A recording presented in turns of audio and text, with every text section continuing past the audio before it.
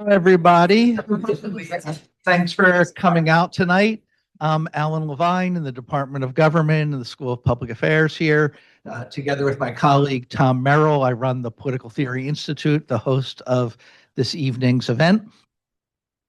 We are here on two different anniversaries. Obviously, the 250th of the country, and there's events all over campus all year long for America 250 plus. This is one of those events. And it's also the 30th anniversary of a political theory lecture series here at American University. And so this year, in honor of the 250, we're doing all American topics. We have three other events this semester. I'll just quickly mention them. On March 19th, we have an event on Reconstruction. On April 2nd, on Native Nations and Jefferson's Lost Constitution of 1804. And on April 16th, a panel discussion on America's greatest literature with two AU professors and an outsider. We are here today we're supposed to be the co-authors of this book, but Ben Ginsberg of Johns Hopkins is sick, and so he couldn't make it tonight. But we are delighted to have the other co-author, Dorothea Israel Wolfson.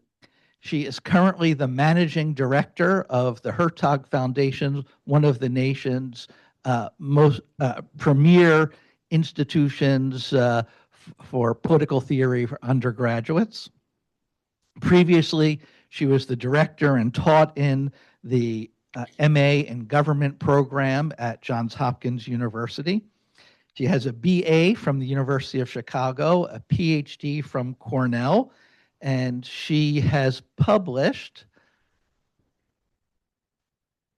this book, The Unmaking of American Citizenship: How Americans Learned Not to Love Their Country and What Can Be Done About It, from which her talk today will be drawing. So please join me in welcoming Dorothea Wolfson.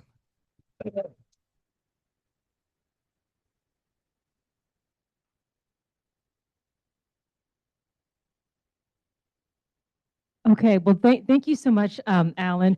I've known Alan now for 30 years, probably as long as this institute has been around. I met you when you first came to Washington, D.C., and you've been a good friend all those years and an incredible teacher. The students here, just from my experience in the seminar, are wonderful and so lively and so engaged. And at Hertog, we have a lot of AU students who have come. Last summer in the political studies program, we had 3 or 4. Oh, I thought it was, okay, 4, sorry. Yes, I don't mean to downgrade that. And so you're clearly doing something wonderful here. So it's a pleasure to be here with all of you. And thank all you students for coming out too. I'm sorry that my co-author, Ben Ginsberg, could not be here tonight. We really enjoyed working on this book together. We wrote it for a general audience of educated Americans, students, parents, teachers, and especially with you, the Gen Z, in mind, because we were concerned about what was happening in our schools and also, as we discussed in the seminar, our political institutions. We even have a small section at the end suggesting a few tips for how parents and concerned citizens can push back against some of the divisive trends we've seen in our country and in our schools. Well, I feel like I should start this talk on civic education by quoting Lincoln or Jefferson, but instead I'll start with Nietzsche. You know, Nietzsche quipped that all philosophy is personal confession. Well, I have some trouble with that statement, but and I'm no philosopher, of course, but I just wanted to share or start this talk with a personal story that I believe illustrates why the rejection of the creedal basis of American citizenship, which we are seeing more and more these days, poses a moral and political crisis for America and for the world. Now, I'm half Korean. I realize that's not such a big deal anymore. Indeed, I was at a Hertog conference this past weekend with about 20 students, and I think a quarter of them were half Asian. But growing up in the 1970s in a small town in Missouri, my family was rather exotic. You have to keep in mind that in the 1970s, there were only about 1.5 million Asians in the country, in all the US. And of those, half lived in California or Hawaii. I didn't meet another half Asian person my age until I went to college. Anyhow, the kids at my school, I went to Benjamin Franklin Elementary School, found my sisters and me to be a curiosity. Recess time is a vivid memory, especially. The playground was in general a rough and tumble place. All the action took place on this hard blacktop. Swing sets were perched on it, teeter-totters, which I think are banned. I doubt many of you had teeter-totters on your playgrounds. And there were vicious dodgeball contests against the brick wall. But the moment I dreaded the most was when some of the kids would inevitably surround me and with this query, "What are you? Japanese? Chinese?" And accompanied by eye gestures to illustrate exactly what they were, getting at. Well, I think a lot of Asians went through this, and so I'm not unique, but it felt like it at the time. And I don't want to be too hard on my classmates. I think they were just curious. But I was upset by it, and I would go home and tell my parents, and they would say, "Just tell them you're an American." So I'd say, "I'm an American," but my schoolmates still weren't satisfied with that answer. They'd come back and say, "No, what are you?" Sometimes I felt like an alien from another planet, but I would tell them again and again that I'm an American. But that was never quite enough for them. But it was more than enough for me, because even at that young age, I knew saying that I am an American somehow conveyed moral worth to me. It meant someone as odd as me, someone who looked so different and who was such an outlier on that playground, was just as good as the rest of them. I was your equal because I'm an American. So I think maybe at a younger age, I felt that my American identity was more immediate and more personal for me than maybe the average kid. Something I could wrap around me like a lifesaver. Now, I also turned 9 during the bicentennial, and I found it to be so exciting and quite formative looking back. I mean, we're celebrating 250th, but I remember the 200th. An exciting day back then was finding a bicentennial quarter in my dad's loose change. There was bicentennial license plates, and on Saturday morning, we'd watch this cartoon series called U.S. of Archie. There was cherry pie on George Washington's birthday in the school cafeteria, and of course, a bust of Ben Franklin at Ben Franklin School. We learned a lot about the Minutemen, and in 4th grade, we memorized Emerson's poem, Concord Hymn. It's Paul Revere's Ride, and we recited it as a class with Mrs. Harper conducting us on risers like a choir. We sang American folk songs, Erie Canal, Home on the Range, Yankee Doodle, I've Been Working on the Railroad, in music classes. These are songs that my kids, who are all around college age like you, they never learned these in public school. I think my Korean mother was especially excited about the bicentennial. Coming from a more traditional, homogenous culture in Korea, where national identity is such a presence, she sought to recreate that for herself and her daughters in America. She truly assimilated.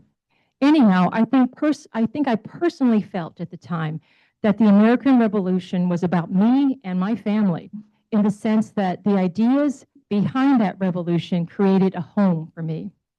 Now, this kind of upbringing, rooted in civic pride that I and so many Americans once had, would be what Aristotle calls habituation into virtue. In this case, more specifically, civic virtue. Aristotle wrote that intellectual virtue owes both its birth and growth to teaching, while moral virtue comes about as a result of habit.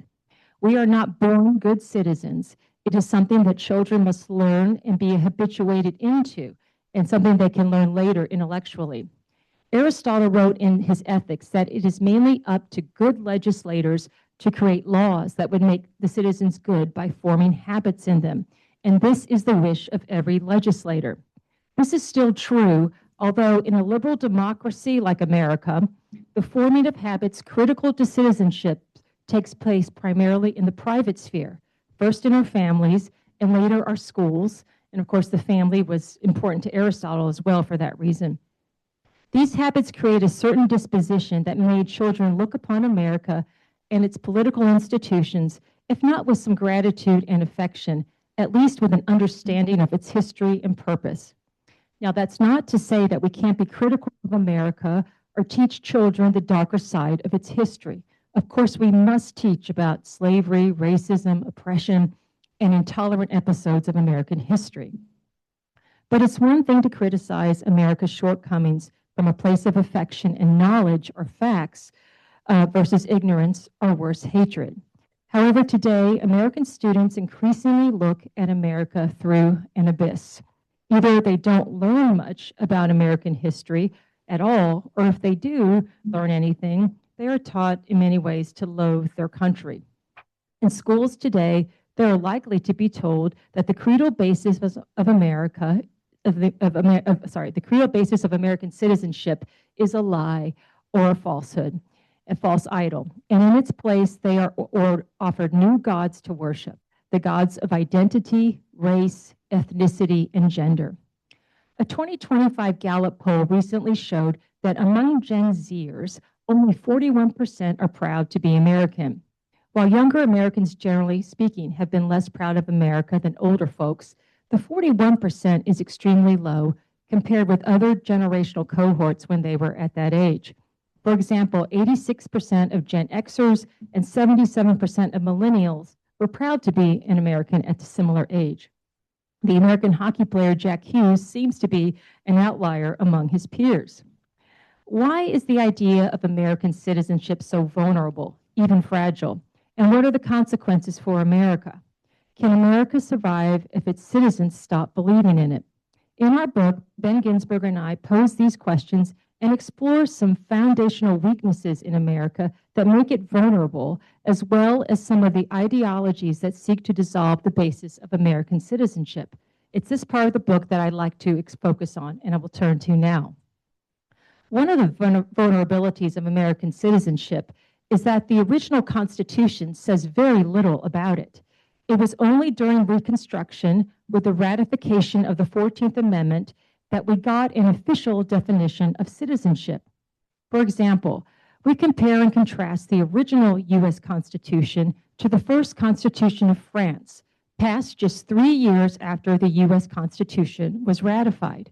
Right after their preamble, in the very first section of the French Constitution, the French have a provision that reads as follows, quote, "National festivals shall be instituted to preserve the memory of the French Revolution, to maintain fraternity among the citizens, and to bind them to the Constitution, the patrie, and the laws." Robespierre got to work, collaborating with the great French artists David and composers Mahul and Gossec to plan a calendar of revolutionary festivals to bolster French citizenship. He created a new civil religion of deism. For the big festival for the Supreme Being, held June 8, 1794, he spelled out what color clothes the participants were to wear, white for the purity of the Republic, with a tri-collared ribbon cockade. Girls were to carry baskets of flowers and men oak branches. They created a new deistic god to worship. They even built an artificial mountain, an elevated altar out of timber and plaster, topped by the Tree of Liberty on the Champs de Mars. Saint Just, the youngest member elected to France's National Convention in 1792 and the principal writer of the 1793 Constitution, captured the spirit of French citizenship at the time. He argued that not only traitors, but any citizen who is passive in the Republic and does nothing for it should be punished. Now, you won't find any provisions in the U.S. Constitution for ceremonies to bind our citizens to the country, or specific provisions for who could be a citizen, what civic rituals to enact, or which civil religion or otherwise to follow. Indeed, the original Constitution mainly refers to Americans more often as person or persons or people throughout the text rather than citizen or citizens. And I say thank goodness for that. And yet at the same time, the absence of any defined notion of citizenship in America arguably left the Republic exposed. By design, America was formed to be, as we would say today, a liberal democracy with an enlarged private sphere that protected religious liberty, freedom of conscience, private enterprise, and as Jefferson said, the pursuit of happiness. In certain respects, the founders' framework asked much less of its people. No mandatory festivals or religious observations, no uniforms to wear for public holidays. But in other respects, the Constitution required much more of its people, though this was left unsaid, which may be one of our challenges today. America's procedural framework, though it is often seen by its critics as being barren and sterile, in fact opens up new vistas for citizenship. I will return to that point later, though. Now, there are post-liberals, such as Patrick Deneen and Adrian Vermeule, who you might have studied, where they pounce on the procedural nature of the American Republic.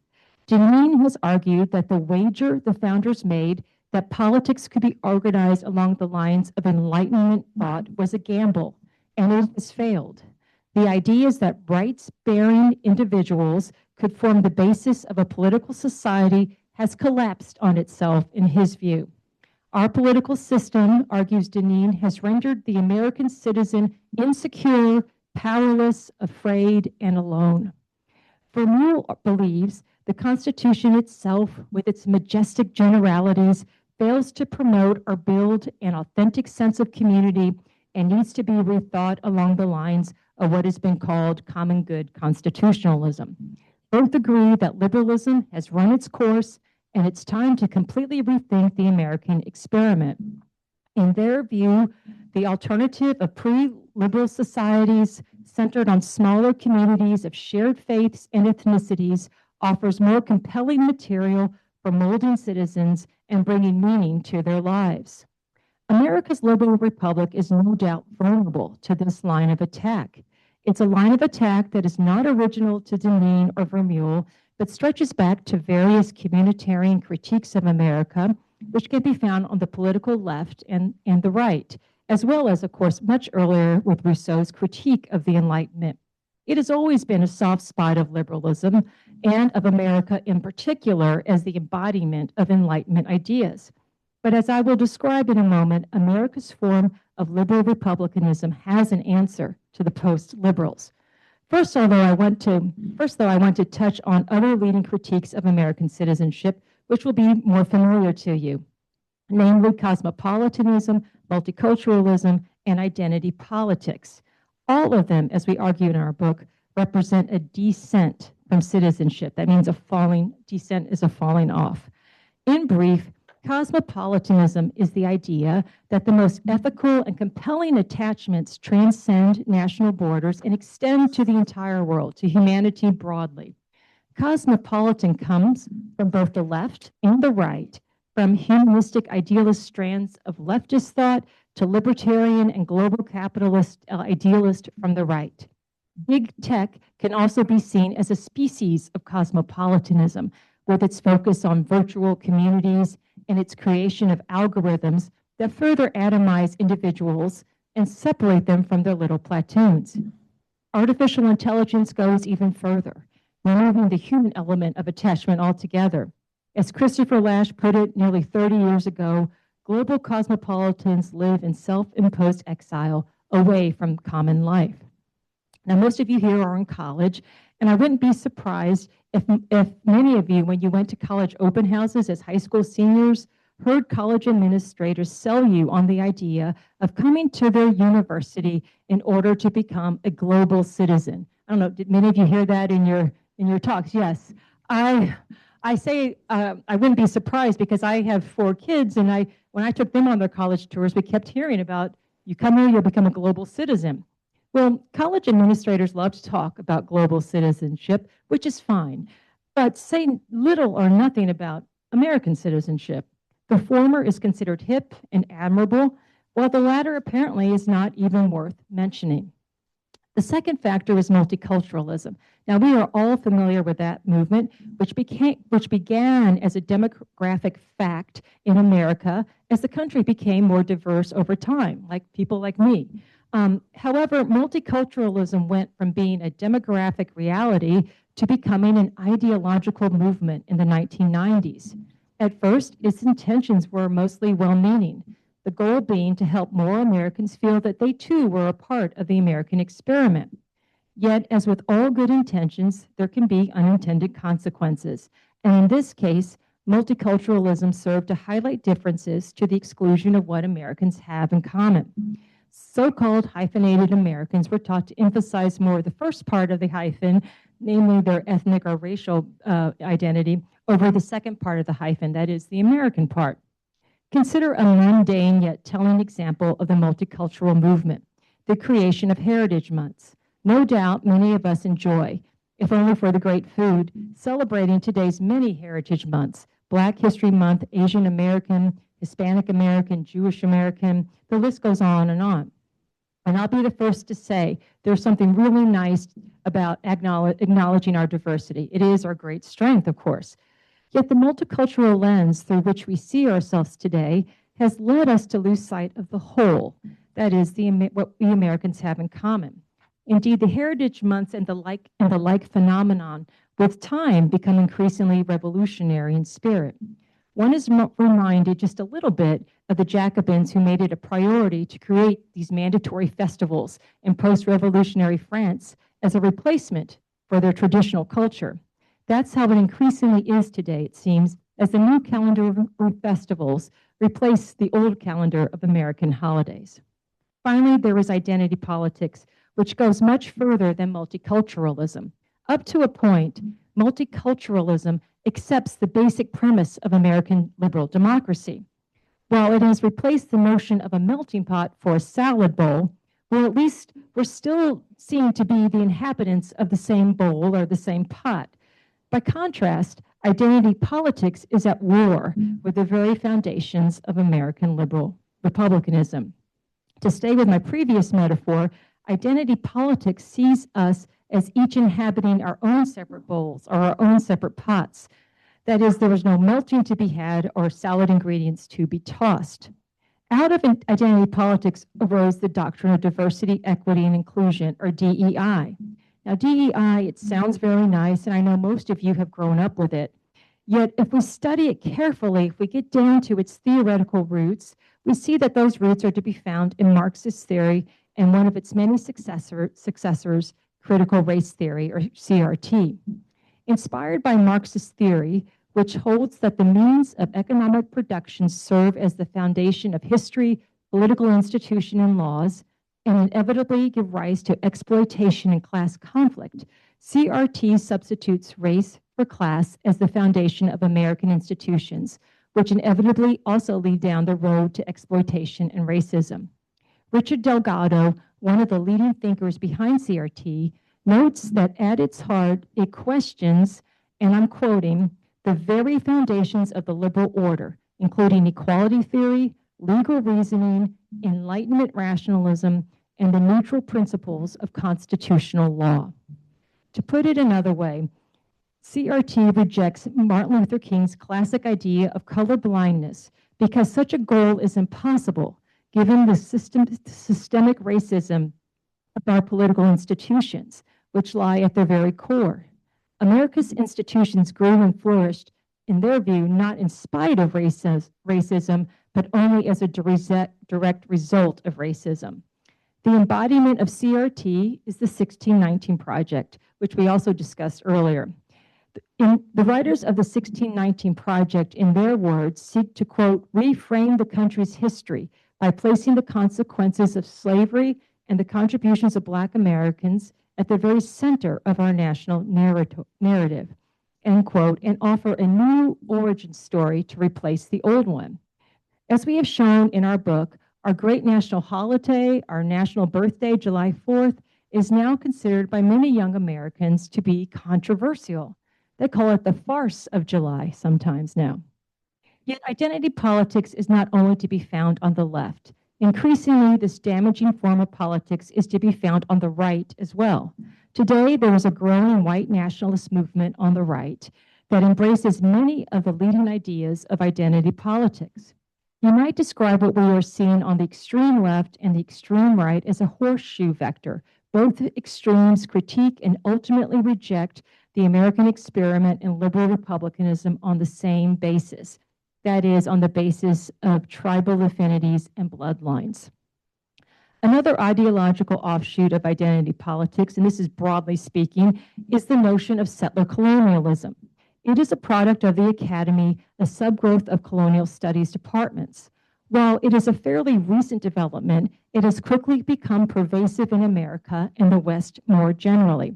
Perhaps your college syllabi have land acknowledgement statements tacked on to them, or perhaps if you are a tennis fan like me, you heard the organizer of the Australian Open lead off the closing trophy ceremonies with a land acknowledgement statement. The term is applied to people who, through the process of migration, which is, by the way, the history of all peoples of the world, how they displaced another people. Most of the culprits are said to be Western nations, however, and the US and Israel are especially singled out as settler colonial nations. The theory goes even further than CRT. It basically asserts that the US is something that should not have happened, in the words of Adam Kirsch. So while a lot of critics that we've been discussing focus on the faults of our founders, this theory claims the discovery of the North American continent by Columbus was illegitimate and worse, a criminal act. Now, I've given you a quick tour of many of the forces that have weakened the creedal basis of American citizenship and drawn Americans, especially young Americans, away from any sense of patriotism or love of country. To recap, at the foundational level, thinkers on both the left and the right draw out the problems with Lockean liberalism and its lack of communal outlets for the civically or religiously minded citizens.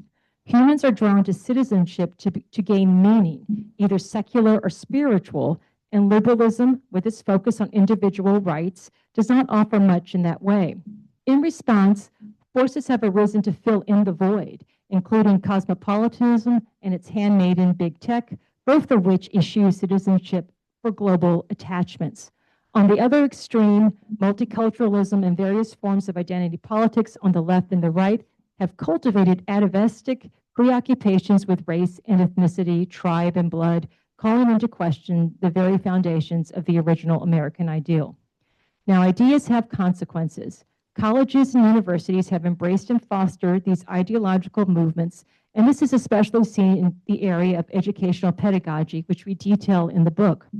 Critical pedagogy, pioneered famously by the work of Paolo Freire's famous work, Pedagogy of the Oppressed, has greatly influenced the way many, but not all universities educate future teachers. Critical pedagogy gives underappreciated and underpaid teachers a mission to expose the social injustice and oppression that lie hidden beneath the surface of America's institutions. They essentially offer the students what Roger Scruton called a culture of repudiation. America's past and its institutions, including its most venerated documents, even ones that argue for human equality, are to be rejected and exposed as false. I want to pause here for a moment and share an anecdote that powerfully captures this descent of citizenship and what these ideas have wrought. The anecdote concerns how Americans' elites regard the nation's founding documents today compared to how they were viewed by our grandparents' generation. So it's December 1941. In the wake of Pearl Harbor and the U.S. entering World War II, many feared that we might face aerial bombardment from Germany. What if the Nazis got their hands on or destroyed our founding documents?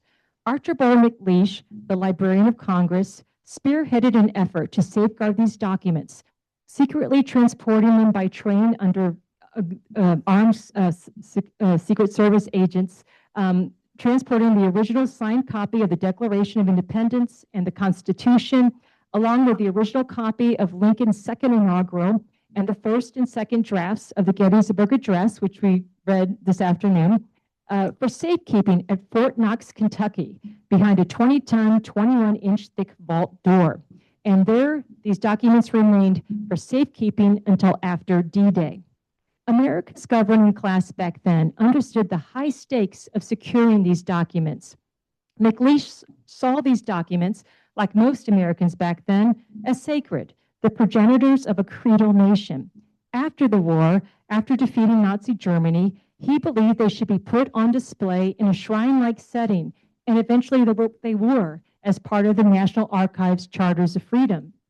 These principles needed to be celebrated and on display more than ever, MacLeish thought, after defeating the enemies of everything the Constitution and the Declaration stand for.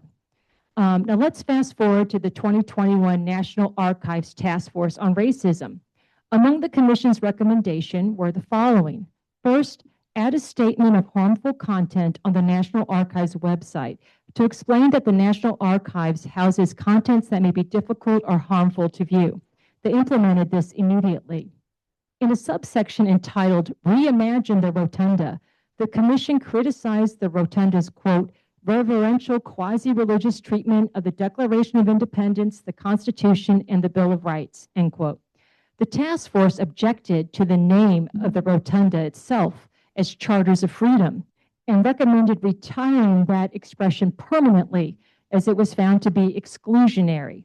They also didn't like the murals on the wall depicting the signing of the Declaration because it was an homage to white America. And further, they recommended creating new exhibits that would expose how the United States had mythologized the founding. Now, the Commission noted that its recommendations might stir controversy, as they put it, given the lamentable fact, in their view, that, quote, many Americans have embraced an idealized story of the nation's founding as part of their own personal identities. Still, they hoped that this could all be accomplished in time for the nation's 250th anniversary. Now, the 2021 task force was, of course, simply echoing the various ideologies that many of America's elites have embraced over the past few decades. The ideological stance of multiculturalism, cosmopolitanism, and identity politics, in order to take hold, must uproot the principles on which our creedal faith is based. And so, as we have seen, our children are taught in the schools that the founding of America is just another sordid settler colonial story of white male hegemony. The 1619 Project does not even try to hide their ultimate goal, which is, in their words, to offer a new origin story for America, which is to be taught in our nation's schools. In my view, what these ideological movements fail to see is the magic and fullness and transformative power of American citizenship, something which, as I indicated at the start of my talk, I myself have been fortunate enough to experience. But let me explain what I mean now in less personal terms. Every country has a genealogy, a myth or story of why it is home to some humans rather than to others. Myths often give an account of a people's origins. How did it come to be that these humans call this place home and derive meaning from it rather than any other? The shaping of citizens with an attachment to their home lies at the heart of political philosophy since its beginnings in ancient Greece. How does one explain the claims that political society makes on the human being? How to reconcile the tension and competing claims between human being and citizen? In his most famous work, The Republic, Plato engaged in a thought experiment. He constructed the perfect city, the just city, a utopia of sorts that nonetheless provides deep insights into the nature of actual political life. Plato recognized the challenges and tensions of citizenship and the limits of philosophy to shape political identity. Political identity is shaped not by rational arguments, but by subrational, by poetry rather than philosophy, or worse, by force. Because of the limitations of reason, Plato resorts to a noble lie to shape the citizens' understanding of their origins and their particular attachment to a fixed community. In brief, Plato's noble lie consisted of telling citizens that they were actually born deep within the earth, where each citizen was given their form and feature. The earth acts as womb. The souls of the city's inhabitants were mixed with either gold, silver, or bronze, which would dictate their class or role in society. The earth issued them forth as complete beings of a particular place, which makes their attachment to that place wholly natural. This is quite literally the idea of motherland or fatherland that is commonly evoked reverentially about one's country, a recognition that one's essence is conceived and derived from the soil. Interestingly, Tocqueville says Americans don't use that term motherland or fatherland, and we can talk about that later. But this type of political identity creates citizens whose attachments and loyalties are deep-rooted, growing from the soil quite literally like a plant. While extreme and deliberately so, Plato's myth captures the truth about the tenuous hold of political identity and obligations without the assistance of myths or stories to reinforce social bonds. Plato's myth also conveys a higher truth that we are shaped by our polity, not under the earth, but in some essential way, we are indelibly formed, nurtured, and completed by the laws and constructs of the particular regime in which we happen to live, which he expanded on in his Credo. Like national borders, these myths set one people apart from another. Each country has a unique story and a unique culture that is sung and celebrated by poets to perpetuate and further define a people. A lot of these myths or narratives took place in primordial time rather than real time, if at all.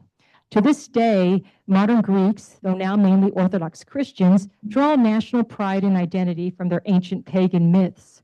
Just a few years ago, for their euro coins, Greeks chose mythical symbols, the goddess Europa being abducted by Zeus for one coin, and on another, the owl who accompanies the goddess Athena. Great Britain has its tales, legends, and poets that they invoke to explain their civilization to the world and give them a sense of national pride. For example, Churchill considered Shakespeare as both the symbol of and poetic creator of national pride and identity.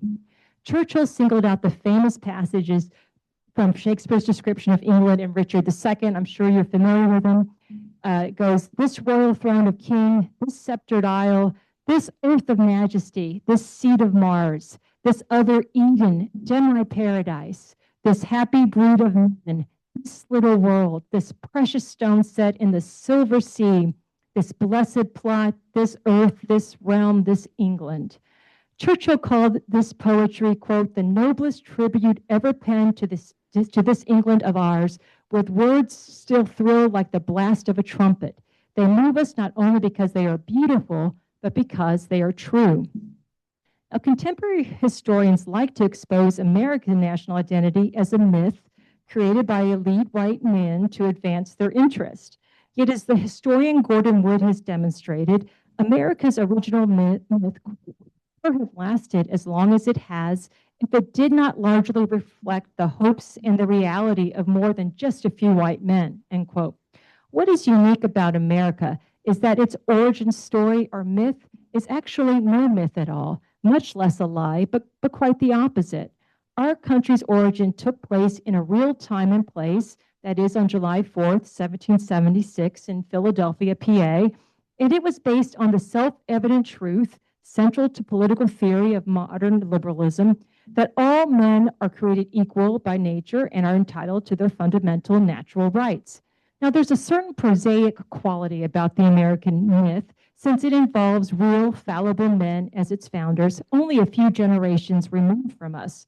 Quite a contrast to the founding of Rome, for example, by a pair of demigod twins, Romulus and Remus, orphaned and raised by a she-wolf.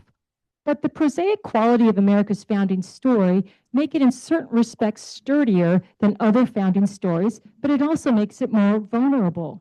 It's easy for men to turn their backs on something that does not necessarily stir their imaginations, a problem that Abraham Lincoln was all too aware of, and it is thus now Lincoln to whom I wish to turn. Lincoln gave his remarkable electric cord speech, which we include as a frontispiece to our book, just 82 years out from the Revolution, when our nation was still very young. But Lincoln sensed even then that the Americans of his day were beginning to turn their backs on the principles of the Declaration. The doctrine of popular sovereignty was bandied about to justify the spread of slavery into the territories, which Lincoln rightfully believed violated the intent of the founders based on the principles of the Declaration and the clauses of the Constitution. In the decade or so leading up to the Civil War, there were senators and a sitting vice president, John Calhoun, who called the Declaration a self-evident lie. In their mind, we were not, in fact, all created equal, and in their view, the Declaration was little more than an announcement of a divorce from Great Britain. To counteract this turn in public opinion, Lincoln sought, as Harry Jaffa and others have shown, to sacralize the founding, that is, to infuse an abstract creed of natural right with the language of blood and begetting and conception and birth. We see this most famously in his Gettysburg Address, which we also discussed earlier. A creedal country like the United States cannot survive on rational appeals alone, try as it may. Lincoln looked to add a little magic to the idea of American identity. Jaffa has pointed out the way in which Lincoln pointedly depicts the founders as akin to midwives, bringing forth a new nation and a new people in his now famous the Gettysburg Address. As Jaffa demonstrates, Lincoln's language in the Gettysburg Address, lifting a page, it seems, out of Plato's Republic, is heavy with motifs of conception, labor, birth, and rebirth. As Lincoln said, our fathers brought forth a new nation conceived in liberty and dedicated to the proposition that all men are created equal. Lincoln called the outcome of the Civil War, what amounted to many as a second founding, as a new birth of freedom. Yet I think his earlier July 10th, 1858 electric cord speech especially drives this point home. Let's set the scene. So Lincoln's in Chicago, and the occasion is a slightly belated July 4th celebration. Now, you need to keep in mind that 3 years prior, Chicago had elected a member of the Know Nothing Party, that's an anti-immigrant party, to office, Levi Boone. Now, the crowd is in a festive mood on that day, celebrating the holiday and their historical ties to the founding. Some of their dads or grandfathers were probably Revolutionary War veterans. Lincoln acknowledges the celebratory mood, but then tells the crowd that, quote, "we have not yet reached the whole." He reminds those in the audience that not everybody in the country is, quote, descended by blood from our fathers and grandfathers. He calls those men, these iron men that fought for a principle. There are new immigrants here, he reminds us, from Germany, they're Irish, French, and Scandinavian. These more recent immigrants can't look back, though, and find any connection by blood to the founders and feel that they were a part of that glorious epic. So why are they celebrating?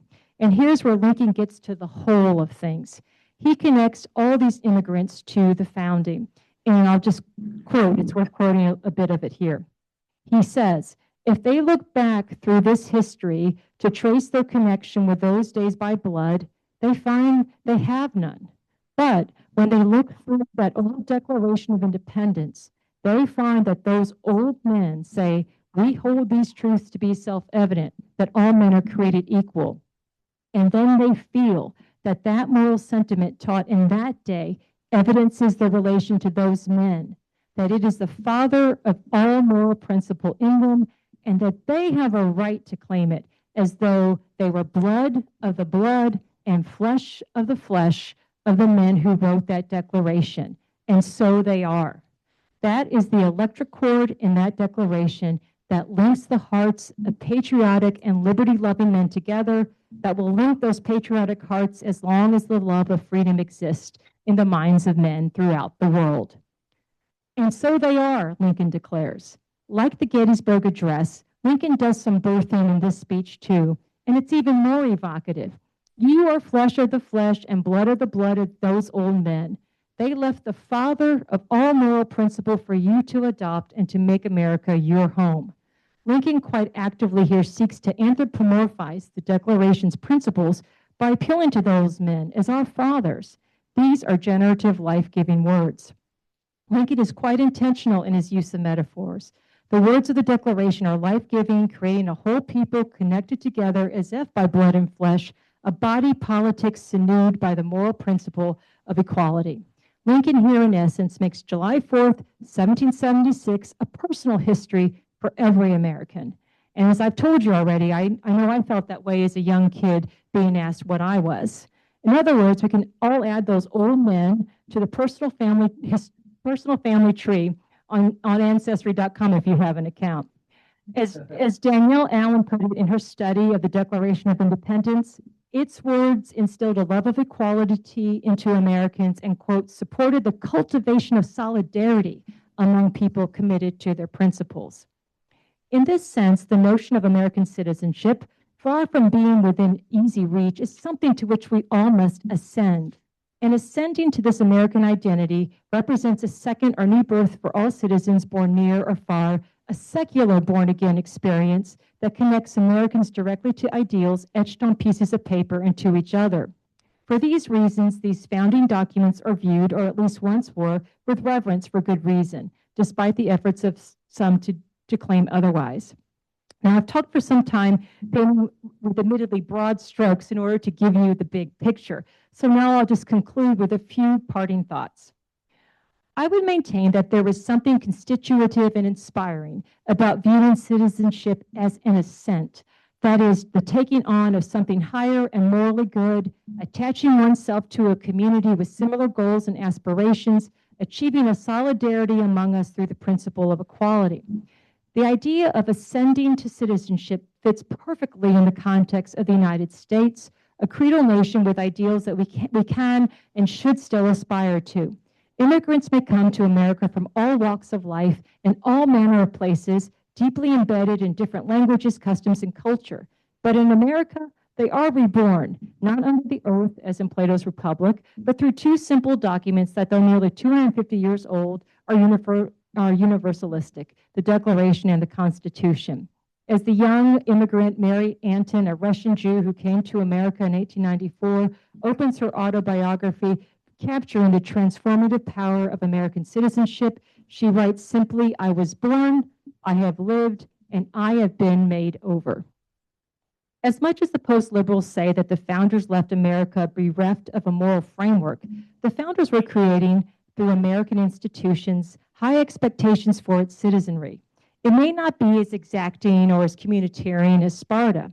Americans have the right to be left alone in their worship, professions, and private lives. But a creedal ideal of citizenship requires Americans to overcome some of the most instinctive defaults of human nature, tribalism and intolerance.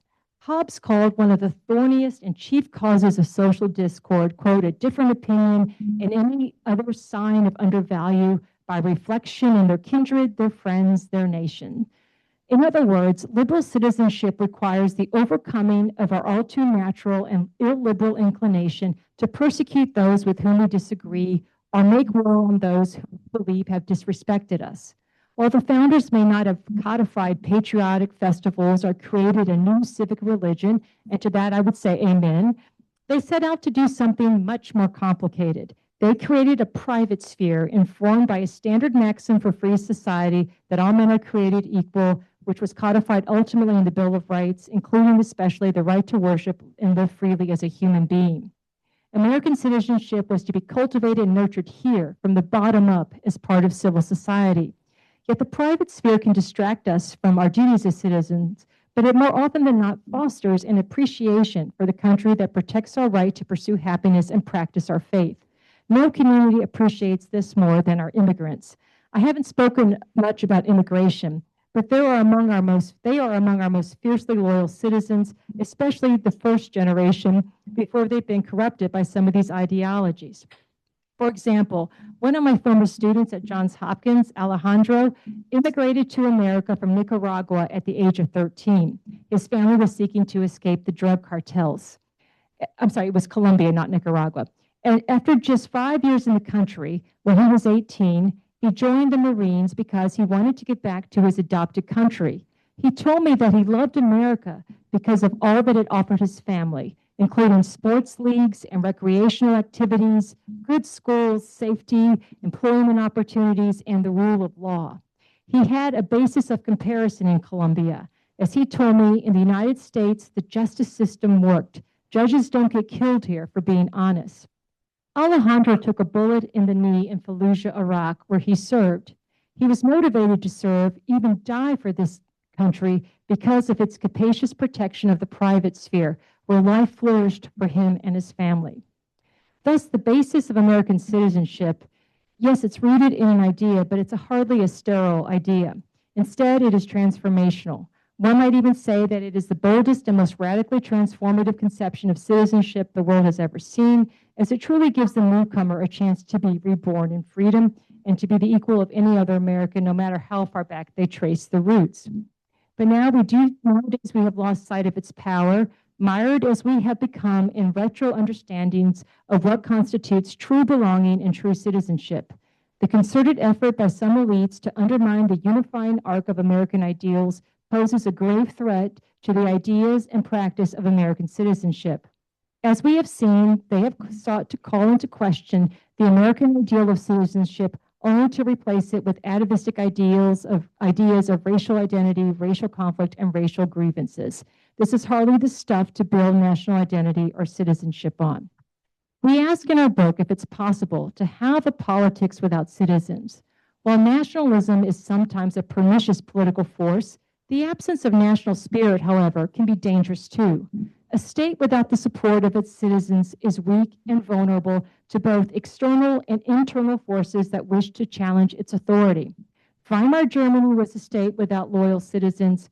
Post-Soviet Russia was another such state. Both were overthrown by ruthless individuals who knew they had nothing to fear from civil society. In recent years, we've seen election denialism on both sides of the political aisle and levels of lawfare being waged to criminalize electoral outcomes that one side or the other doesn't like. Is it any surprise that 30% of Gen Zers have expressed sympathy and even a preference for more authoritarian systems of rule? It is more important than ever for Americans of all races and backgrounds to rediscover their shared creedal identity and put that at the center of what it means to be an American citizen. Lincoln wrote to a friend in 1859, quote, "It is now no child's play to save the principles of Jefferson from total overthrow in this nation." We are, I would suggest to you, very likely at a similar crossroads. Thank you very much for hearing me out today.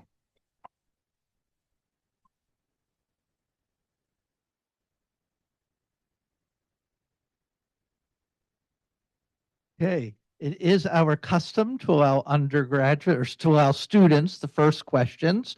And in the spirit of engaged citizenship, I hope you have many. Yes. Thank you. Hello. Well, first of all, I'd like to thank you very much for coming and sharing your book. And something very exciting happened while you were speaking. And that exciting thing is that I very much disagreed with you. And which means that there's an opportunity for me to be challenged, which I like.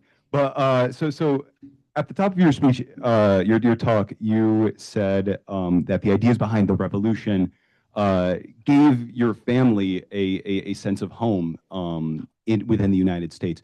And it is very much the same for my immigrant family. And I am incredibly proud to be an American, incredibly.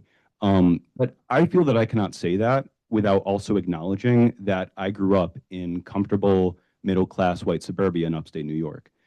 So my question to you is, what do you say to the significant amount of Americans who feel fundamentally rejected by the American system, who do not feel that they have ever had a place? And to use your words, American citizenship has a, quote, magic and fullness to it. And to these folks, oftentimes there may be a sense that there is no magic, there is no fullness when there is a system that was not built for them. And what brings a quote is brought to mind, Malcolm X, where he said, "I am not an American. I am one of 22 million Black folks who are victims of Americanism and of democracy." So what would you be saying to folks of this mindset? Yeah, so you're talking about economic and racial setbacks for people who don't feel a part of this magic. Yeah, well, I think that's a real that is a problem, and it's something, though, I think that America has at its core as a high priority, even if we fail and fall short. There's an aspirational quality to American citizenship and to the principles, right, of the Declaration. It's all men are created equal. It's universalistic in its ambit. So at least in this country, there is hope. There's not a set class structure. And yes, we did have to overcome this terrible, right, racial inequality, and chattel slavery was terrible, but the principles animated and I think guided our way out of that. So I would say that there's always that, unlike other countries, we always, that's at our core, even if we don't always live up to it. I don't know if that satisfies your question, but Americans have gone through a lot of hard times, a lot of hard economic times. My father grew up during the Depression. He served in World War II, loved this country. I mean, there are always opportunities, right? It's a country that offers great opportunities for mobility, even though, right, we go through hard times. You want to respond? Or? Yeah, I do have a follow-up question. So is it your stance that it was these core American values that led the United States out of racism and because the United States is a place with vast opportunity. Is that your point?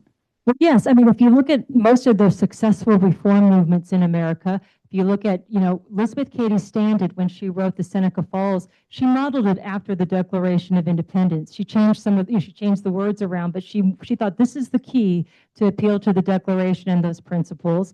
And similarly with Martin Luther King, right? He gave that famous "I Have a Dream" speech perched in front of the the Jefferson Memorial. So I think that those principles have always been the best path for these reforms, have inspired them and have fueled them, because we know that we're not living up to them. Without that, what would we have? I mean, you just have a bunch of racial identities all fighting for power, right? That's what tribalism is all about. It's just sort of a game of power. But we have these principles to help alleviate that kind of inequality.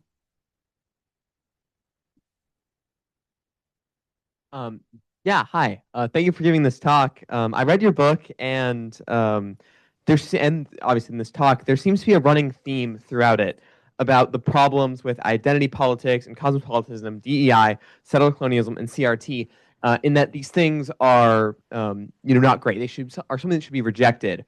And my question is, do you think we should reject these things because the studies behind them are false and that they're presenting misinformation to people?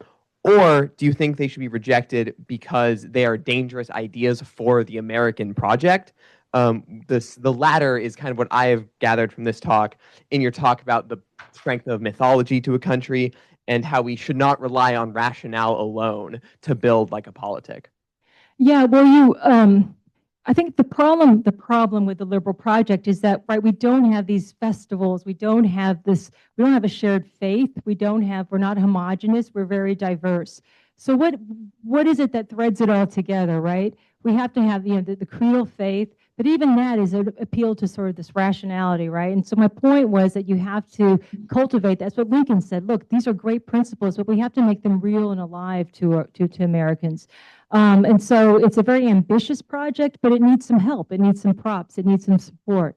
So I think in that way, but I think especially like the CRT movement, I talked about Delgado. He says we have to completely uproot, the whole system of equality, constitutionalism, all those things have to be replaced. So it is a pretty radical, these movements at bottom have to, they're calling into question the very basis of our democracy.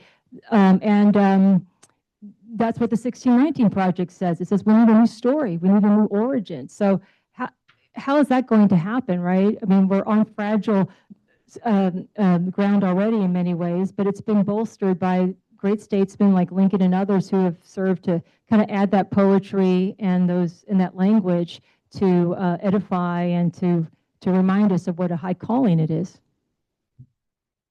Got you. Yeah. So for clarity, it's not that these are like, well, we can use CRT, that's what you brought up. It's not that like this is a false idea, like the literature behind it is incorrect in what it says. It's that it is too radical, that it is damaging to the Union. Well, what do you mean the literature that supports it?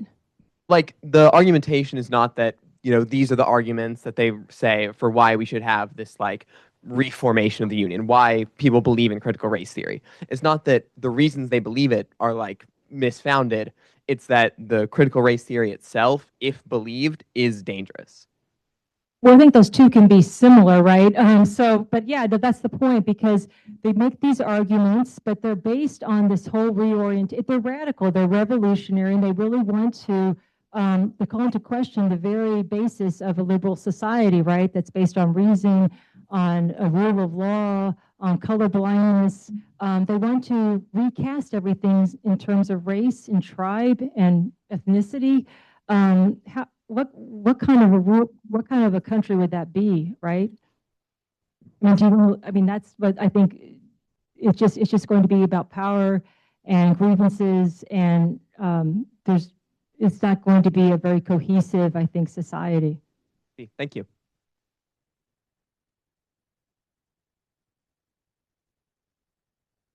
Sorry if this is a bit of a long question. But just to walk you through, I just feel, sorry, thank you for speaking. Yeah. During the speech, I just felt like I heard a couple of themes that I feel clash in a weird way of like, I noticed in your speech, you kind of bring up this imagery of like serving your country specifically through military service. And I think that gets into, again, this idea that like people have a tendency in like what they believe to be tied to this idea of duty and responsibility. But what I question is in criticizing like how people criticize the mythology of American identity, why that is not seen as like essentially fulfilling the duty of what it means to be an American. Of we have this idea that all men are created equal. Our forefathers are revolutionary. And so as we continue as a citizenry, young people should be revolutionary in their ideas in making sure that we fulfill the promise of having all Americans be equal, right? Because not to say that it's like, again, the whole like farce of that idea, but throughout our country's history, we know that although these things were like established in our constitutions, there were plenty of people who were like I think some other people have said were left out of those ideas, and it was only through radical reconsideration of what it actually means for everybody to be considered equal were we able to better that definition. Sorry, again, it doesn't come out as like a totally coherent question. But just like, what are your thoughts on that and like how those things fit better into the kind of overall argument that you're making? Well, I think right there you made a beautiful argument for why we should revere the founding and these ideals, because they push us to improve. They push us to reach the goal, right? And we get that because we are animated by that spirit, by those ideals that have been right from the very beginning. All men are created equal. Well, they said that, but they weren't. We know that.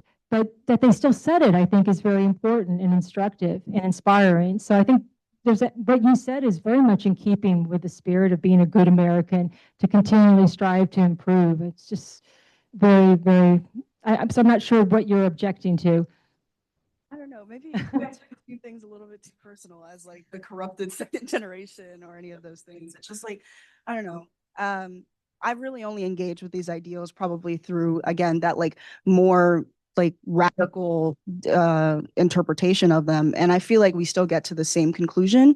And maybe another thing that made me a little bit uncomfortable was just like the comparison between what that looks like, especially between like left-wing and right-wing politics, because it is my personal opinion, at least, that the right-wing politics there are like, it's not meant to call into question how we get further into equality. It's meant to establish that there is a hierarchy and that needs to be maintained in order for us to have that strong sense of national identity, right? Like their argument is like, we should be under a very specific model for the safety of our country. It's kind of like a pragmatist argument.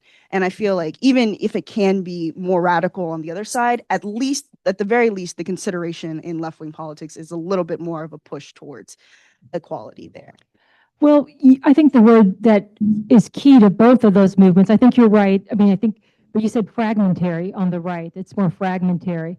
But I think it's fragmentary on the left too, right? Because it's sort of dividing us into your tribe or your caste or your ethnicity, whatever group you want to identify with. And that's more respectable, I think, right, on the left. It's enshrined in our schools and our universities, and it's not as controversial, I suppose, as it is on the right, because we see it and we see what, like you said, what it brings out, this racism, the white nationalism. It's very un-American, but I would say that it's the same on the left too. It's the same bottom principle of that idea of separate tribalism, identities first, right? I mean, we don't like it when it's from the right and when it's white nationalism, but it's cut from the same framework. And that's where I say the horseshoe, the extremes on both sides are inspired by the same theories, and those theories are very un-American. That's all I'm saying, yeah. Hello, thank you for giving this speech. Is this working, by the way? I can't tell. Yeah. Okay. Well, I think my impression of this speech is that it all comes down to the question of citizenship.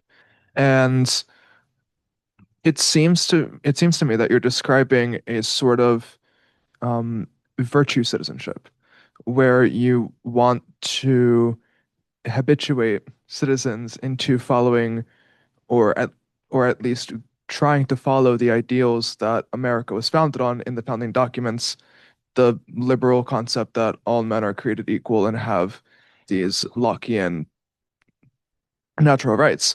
My question would be, right, I know that I know this is like a political theory institute, of course, but how do you translate this into actionable, like, results? Like how would this look like? You mean like Yeah, like, policy outcomes or political or, I mean, I'm how not do, how sure. do we how do we promote Oh, this in a society that has become far more polarized and far more tribalistic, as you said, and more apt to reject the foundations of liberalism at a whole? yeah, well, I think that's where we have to get into our education, right? And we talked about habituating you. When you're really little, you're pre-rational, right? But you sort of are around a culture in your schools, you learn these things. You need to learn the facts first, I think. That's really important. So much of the way that history is taught is just ideological history. It's not really as concerned about the facts and reading your histories and being exposed to primary documents. It's more a feeling that you're supposed to have, a disposition they're trying to cultivate. I talked about the repudiation of culture, right? That seems to be the mission of a lot of educators. And in the book, we do look at education pedagogies that are very, popular if you go to school to become a teacher. And it's really imbued with that kind of spirit. So I think it's important for schools and teachers and parents to really take stock of that and to realize that you have to teach history in a way that's not agenda driven, but teach them the facts, teach them the history. Let them know that first before, and then they could, of course, be a critical thinker, challenge the dark moments, raise them. Don't shy away from that. I'm not arguing here for a hagiographic kind of history or anything like that, but I do think we've moved away from the fundamentals of teaching history. And a lot of it too is, I think, this generation especially gets a lot of their information on TikTok and on social media. It's really, really is brainwashing, I think. There was someone that, it was a really popular TikTok video in which someone was reading the manifesto from bin Laden, the mastermind behind 9/11, saying he made some really good points in here. I don't know, that seems really born out of some kind of ignorance willfully.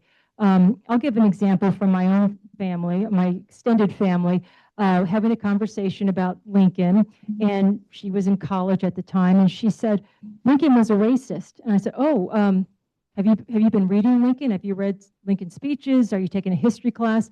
And she said, "I don't know much history. I've never read Lincoln," but she knew he was a racist somehow, and I don't know where she got that from. Right?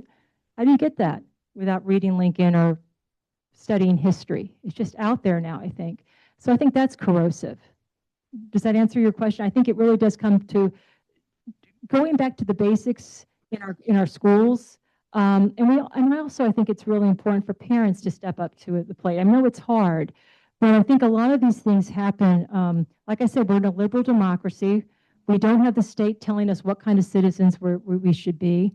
It has to come from the civil society, from our families, the way we educate our children. I know that's a long way off for a lot of you, but there are things you can do because when your kids go to school, make sure that they have some kind of exposure to things that can push against that. That makes sense, yeah.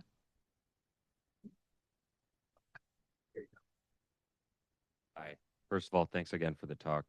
And just building off the topic of education, I was wondering, like, how in your ideal, school system in which, American pride is kind of inculcated, like, how do you balance, some undeniable facts like, settler colonialism and the genocide of Native Americans and slavery? Like, how do you just teach the facts, but also, you know, like foster kind of American pride? Because I grew up, learning, I would say mostly facts, and learning those facts is what makes me, I guess, a little bit un-American. So I guess how would you balance those? How would you, ensure that you're teaching fairly, but also like instill American pride? Yeah, I think that's, like I said, it's important to teach the facts. You have to teach all these things. That's what civic education is about. It's not trying to hide it under the carpet. You do need to teach about slavery, races, all those things, right? That's part of our history. That's who we are.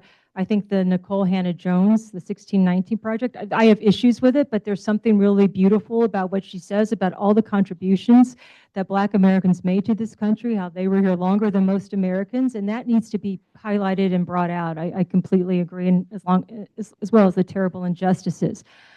But I also think that the settler colonial theory is ideological.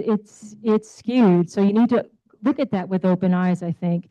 And you have to also consider, I mean, when we think of settler colonialism and the tragedy with the Native Americans, that's really hard to wrestle with, and it's tragic, right? But I think you have to, again, look at the context of things. You essentially have a Western people coming to this country, right, with different ideas of what is property, what, right? I mean, it's in that idea of what property is, comes from Locke, and it's got a sort of it's got some beauty to it too. It's meant to sort of, right, give with the problem of scarcity and helping people have a decent life, right? And so they come to this continent, and there's a clash of civilizations, right? And Tocqueville talks about this, and it's a wonderful chapter. It's the longest chapter in Democracy in America, in which he talks about the three races in America. And it's tragic to read it, but it's one of the best accounts of this, really understanding all these different perspectives. And I don't have a solution to it, but I think you need to look at this carefully and thoughtfully and not reject or place guilt on people, right, some aren't even descendants of, right? One of the things is we have people coming from all over the place to this country because of these principles who had nothing to do with that. And even Native Americans, and we talk about this in this book, and it's not popular to say this, but a lot of, right, they weren't born here, they didn't come to the mountains, they came from another place too, right? And now there's all sorts of disputes, I know, among different tribes arguing which one was here first, right? So it's just a zero-sum game, I think, that doesn't really build a constructive future for anyone. But it's hard. I fully acknowledge that. Thank you. Yeah, good question. Yeah. Well, on the question of facts, if I could just add in here, there's so it absolutely all of the bad things have to be taught, but the good things have to be taught too, right? And so before the United States founding, slavery existed everywhere in the world, and it wasn't a moral problem. Slavery becomes a moral problem once you're committed to the fundamental principles of the United States. And so we start wrestling with it, right, in a way that is not a problem anywhere else. And it's only as the American ideal spread that it becomes a problem elsewhere. And within a generation of the founding, every northern state had ended slavery, 7 of the 13 within a generation. The importation with slaves was banned the first day that the Constitution allowed it. The spread of slavery was banned early on, and the spread to the northeastern territories. So, did you learn all of those facts too? I did, yeah. You did. Okay, well, good. All right. We got a couple of questions over here. I saw Sasha first. Then Nico. Hi, I'm just trying to imagine, based off of what you're saying, what an ideal, like, engaged citizen who is, like, an American who's attached to their citizenship. It's just a kind of a clarifying question. Is it okay to critique our because I think the term being an American is, like, thrown around a lot, especially, and I think unfairly so, on the younger generation who's very vocal about our political beliefs and very unapologetic. So I just want to clarify that it's okay to, like, critique institutions and not praise the founders. I mean, I personally didn't grow up with, like, the pride and the traditions surrounding the fathers and the mythology. If it's, like, rooted in the ideas of freedom and liberty and, like, human rights, because I guess in your speech, I kind of got the idea that the two needed to mesh, and, like, you need, so I think that's just why I was a little unclear. So I just wanted to, like, clarify if you can separate the two. No, of course, yes, you should challenge and question our institutions. You should be able to criticize them, right? That's your First Amendment right. thanks to James Madison, right, and the founders, you have all these things. And I guess I was just trying to get to the kind of idea of anthropomorphizing the founders, I mean, the ideas through these guys, because it's hard for us, I think, to really appreciate where these ideas came from. They weren't just invented out of thin air, right? These were men who dedicated themselves, who took these ideas that were just abstract ideas that philosophers talked about, and they were incredible leaders, incredible intellectual leaders, transformational leaders. They wanted to take these ideas of the Enlightenment, and they were motivated to make themselves. I mean, they wanted to. There's a great essay by Douglas Adair called "Fame and the Founding Fathers," and they knew that if they were able to pull this off, if they were able to take these ideas and introduce a new order of things, and to alleviate the suffering of humankind through these ideas, they would be celebrated and immortalized. So I think what I guess I was trying to get at is that unlike other countries, we're not homogeneous. We don't share the same religion. We don't eat the same national foods or anything, right? But what do we have? Because we have these ideals, and those ideals are really important. But a lot of people can't really. It's sort of like with the Bible, right? Maimonides says, don't anthropomorphize God. You've got to just believe in God without anthropomorphizing him, right? But what is Christianity? Well, it's the most anthropomorphic religion, right? It has Jesus, this person, right?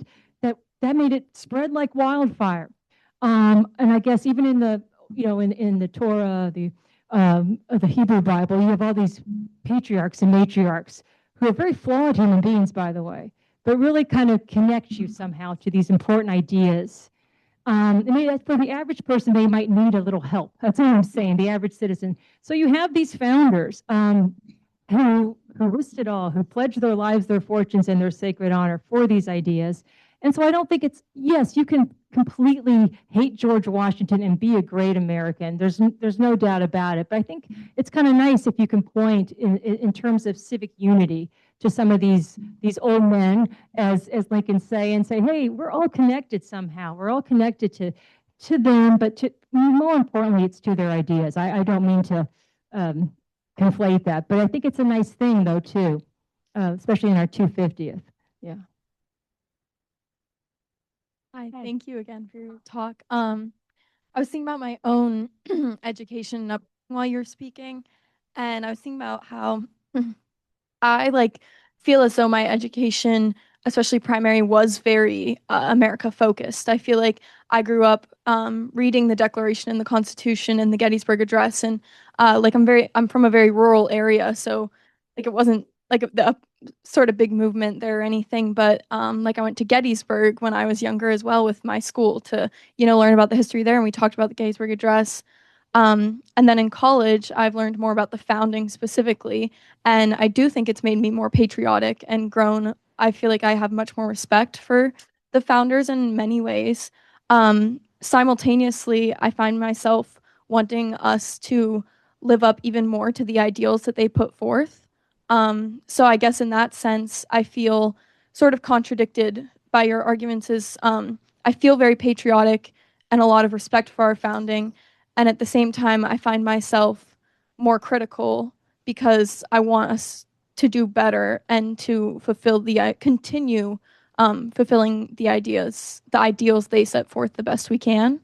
So yeah, I just wanted you to maybe speak on that a little bit if you could. Well, I think that's very in keeping, and right, the founders wrote in the Constitution they want to form a more perfect union. That's sort of the goal, right? They gave the amendment process so that we could continually to improve things right. So I don't think there's anything contradictory about that at all. Not at all. Thank you for your talk. Listening to everybody talk about you were talking about education, how that would help us understand our founding fathers better and the things that they've said. And I just sort of have a question, because when I think about the division that we're facing in our country and the thing about identity and national identity, it kind of brings me to think about the political division, the two-party system.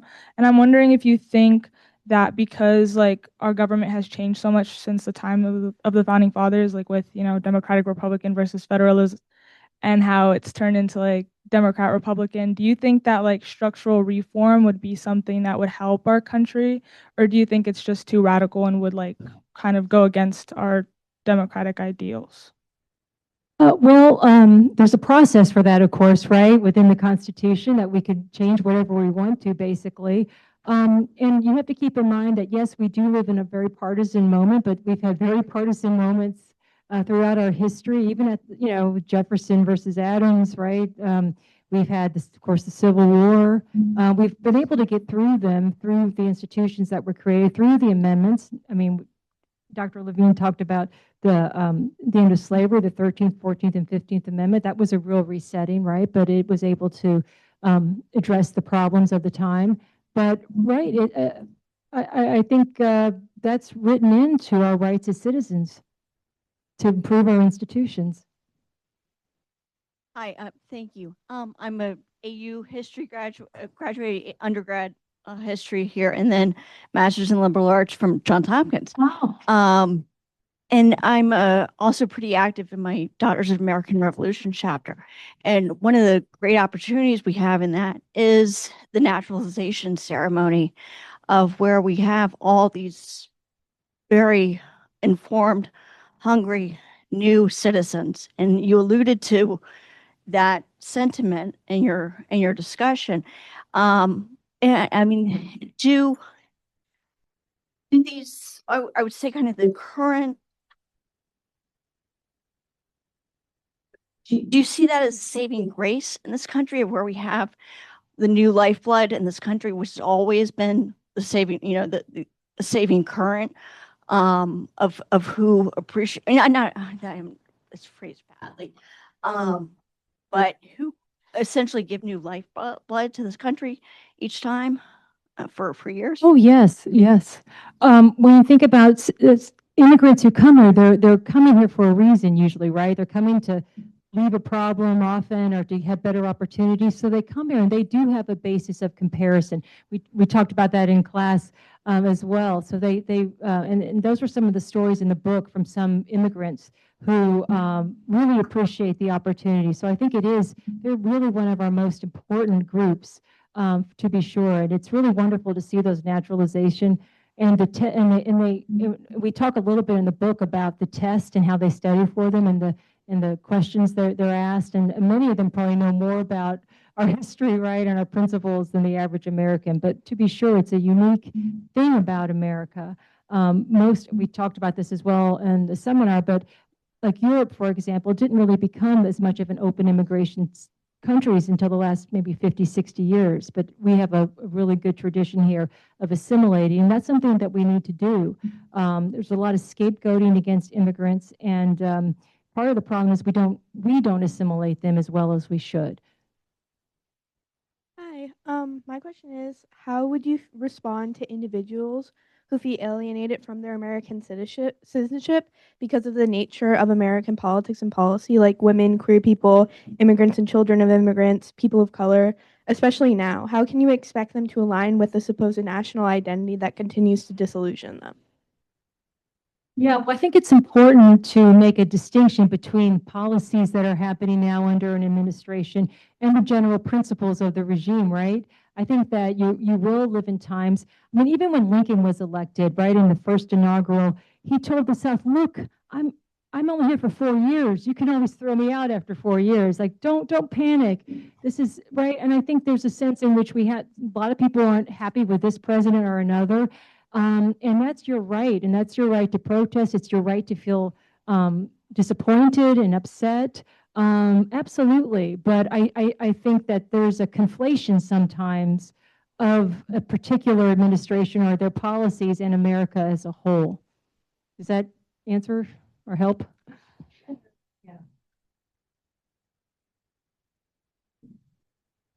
Thank you for coming here to speak. I think this has been a really interesting discussion.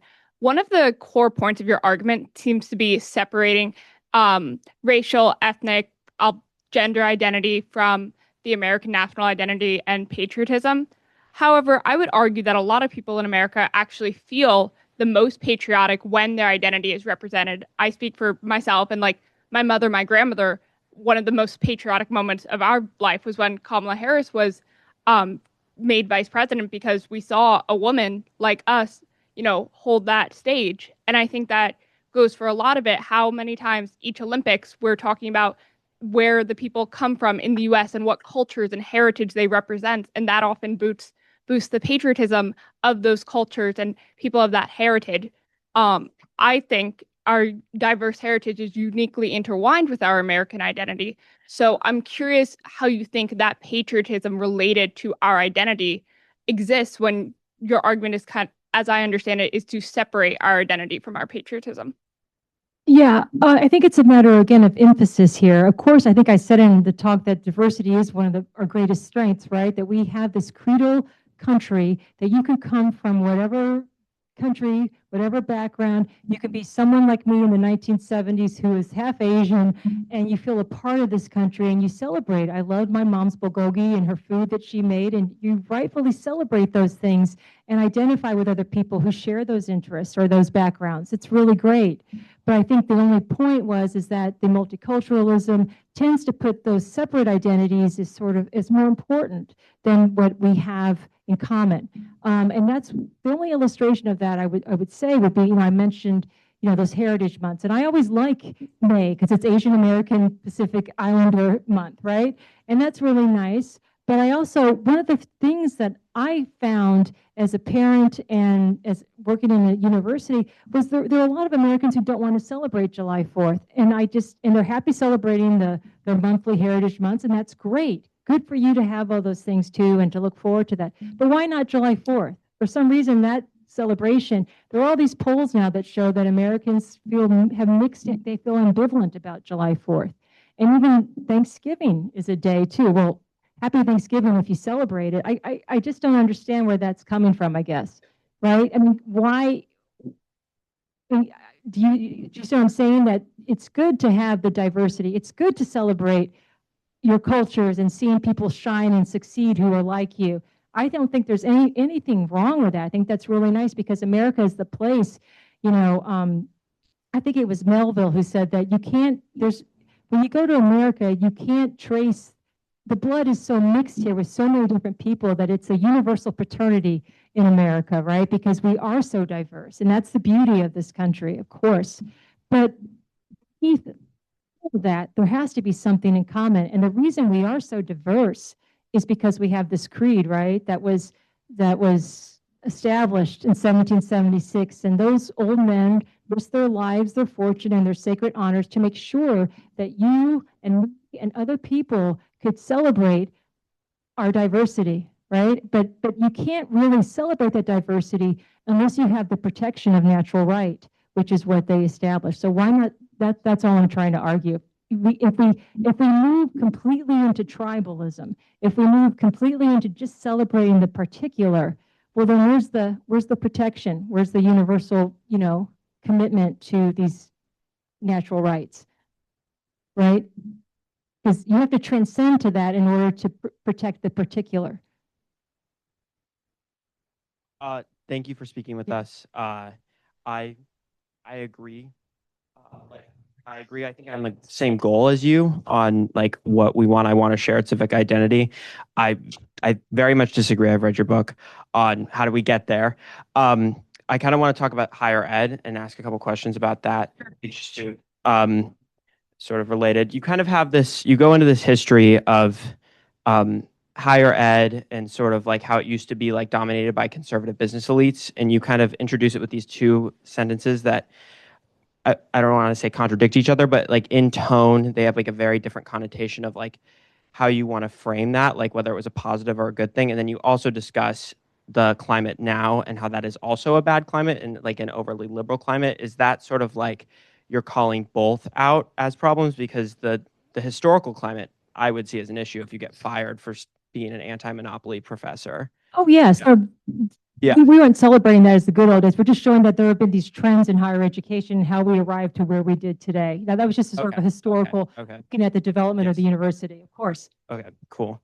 My second one was sort of, I don't really see any policy recommendations. I see you kind of discuss the Trump administration like conditioning, taking grants, holding the universities accountable is the way it's said, but you also kind of call it heavy-handed. And then at the end, your policy recommendations are very focused on like K through 12 and childhood education. Do you have, I know this is a theory paper, but or theory book, but do you have like any like even theoretical sort of policy recommendations for higher ed? Yeah, well, I think in higher ed, we've really seen how these ideas have taken hold. When we saw the eruption, last spring or and after the right, and of I'm Jewish too, right? I'm Jewish, I'm half Korean, and I was really appalled at when I saw the universities defend what happened. The anti-Israel, the anti-Semitism that emerged at the universities. And I don't understand how that can happen at a university, that kind of vitriol and hatred, anti-Enlightenment thought from the university. So there's a problem there. And I think that's because a lot of these theories, a lot of these ideologies have taken hold. And it's really hard to have universities used to be, or at least by design, were supposed to be these entities where you could have free discussion, a liberal education. But the universities have become really, really ideological. And that's not serving students to walk into a university and have these views, only one side acceptable. So I think that's what we were getting at, is that you've seen this happen over time through the students, through the faculty, through tenure, and then the administrators supporting that because they get their power from the faculty support, and then that trickles down to the students too. Hi, thank you for your talk. So you talked a little bit about kind of these flashpoints in American history where we kind of moved closer to the founder ideals, like the civil rights movement, for example. But my contention, I guess, would be that a lot of these movements were made possible and led by men and women who were considered at the time, and may still be today in some cases, as radical, as anti-American. You look at like Fred Hampton, the Black Panthers, Malcolm X, even Martin Luther King Jr. was an avowed socialist at the end of his life, So I guess my question is, do you not think that some amount of radicalism, some amount of perhaps perceived anti-Americanism may be necessary to move us closer perhaps to these ideals? Well, I think the most successful movements have been those that have been wedded to the Declaration and American principles. But no, to be sure, there's plenty of room for these debates, for radicals to push the envelope, if you will, and to bring America, right, to wake up the conscience. I mean, Malcolm X is usually considered, I think, less successful than Martin Luther King as far as his legacy, right? So but of course, we live in a country that allows for a diversity of voices, First Amendment rights to protest, to push. I think that's very American. I'm just saying, I don't know how successful they have been compared to other movements that have been a little bit more incremental, that have had to appeal to the American people to initiate change.